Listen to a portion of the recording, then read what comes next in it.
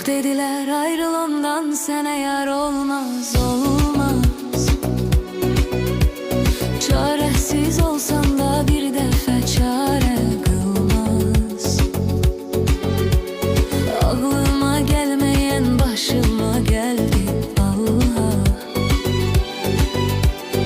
Ömrümü hasrettiğim insan da gider kalmaz, kalmaz.